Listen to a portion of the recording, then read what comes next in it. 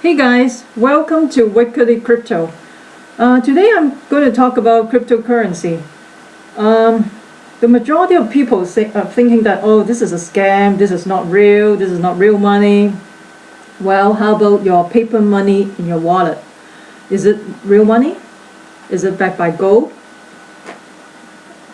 During the financial crisis, the central bank print almost $9 trillion. So from here, this is from CNN Money. 9 trillion and counting. How central banks are still flooding the world with money. So who print the most money? The US print almost 4 trillion. The Japanese 3 trillion. The European Central Bank print about 2 trillion. And then UK print about 580 billion. The Chinese also print a whole bunch of money during the financial crisis because they build a whole bunch of infrastructure, and then they build a gold city just to boost up the economy. So is the fiat currency backed by gold, or is the fiat currency based on faith? Actually, it's not backed by anything. They can print anything they want. So how about right now, currently we have a financial crisis in Venezuela. Hyperinflation is almost 800% in 2016 and 741% in 2017. So let me show you a graph. So this is from Business Insider. This chart shows the insanity of Venezuela's hyperinflation. So you can see the graph here, like the inflation is pretty stable.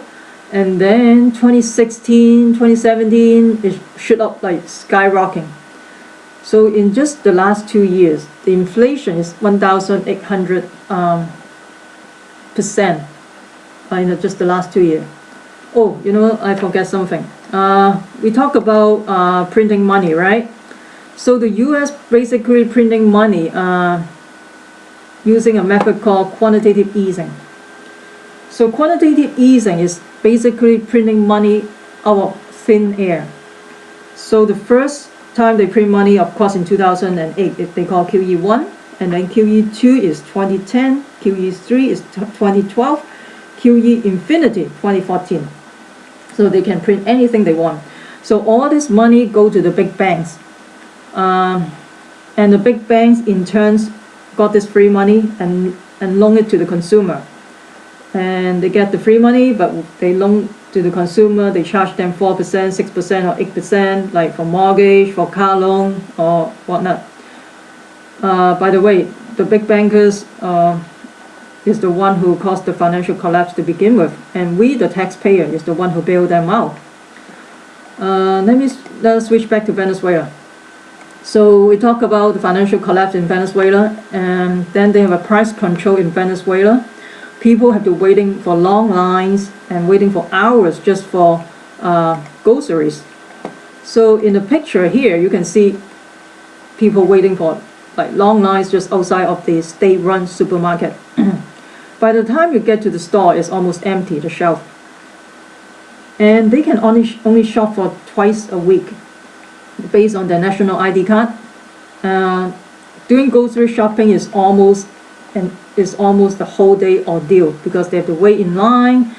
After they wait in line, if they go to the supermarket, if they couldn't find, it's almost empty, right? So they have to go to another supermarket and see if there's anything left.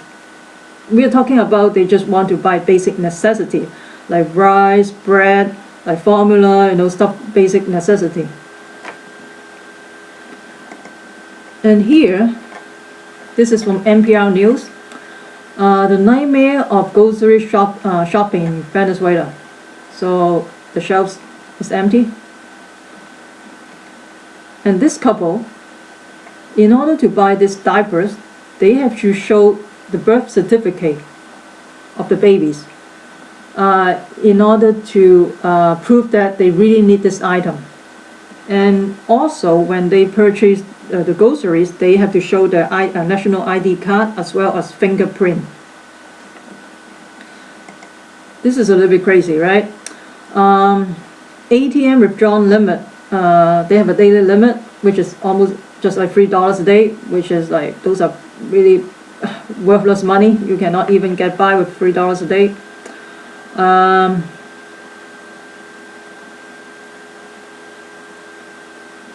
Let's see. So people in Venezuela are mining Bitcoin. They use Bitcoin exchange for gift cards like Amazon gift card, and then they purchase the grocery of basic necessity in Amazon, and then they send it to Venezuela. So let me show you some article. So why Venezuela currency crisis is a case study for Bitcoin. Sorry about that. Let's see. So you can see people waiting in lines outside a bank of the ATM machine to get the worthless money. Also here you can see Bitcoin mining is a big business in Venezuela, but the government want to shut it down. In this article, it talk about Venezuela's secret police raid the house of two brothers, and the agent demand for $1,000 in bribes for each machine.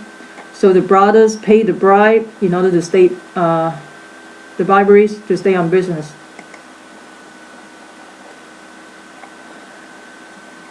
And then this article about growing number of Venezuela are using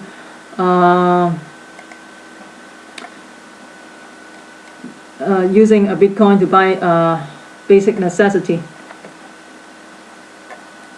Let's see. So number of Bitcoin users in Venezuela rose from 450 in 2014 to 85,000 in 2016. Cryptocurrency portability. So cryptocurrency is so portable. You don't need a bank account, you don't need an address, all you need is a cell phone.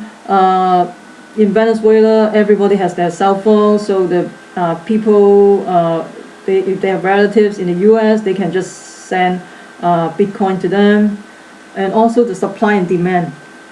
So Bitcoin is capped at 21 million. Currently has a 16.3 million in circulation. While in Bitcoin, Bitcoin has a cap, so you cannot just print anything you want.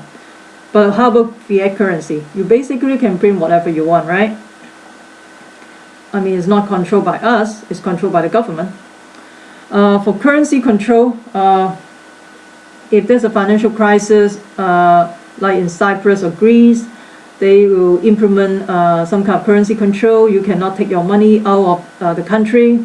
Since the money is in a bank, so it's up to the bank whether you can transfer the money. But if it's cryptocurrency, we control the private key, so we can send the money anywhere you want. Sorry, let's see. And then during the financial crisis, there will be confiscation, right? Obviously, your money will probably be confiscated by the government during financial crisis. It may happen, you never know. Okay, this article saying that could British saver face a Cyprus-style raid? Savers in Cyprus are having their bank accounts raided by the government, but such a seizure of private citizen asset could never happen in a large, sophisticated economy such as ours, could it? Actually, something similar happened in the US during the Great Depression. The federal government actually forced anyone who has gold to sell it to the state.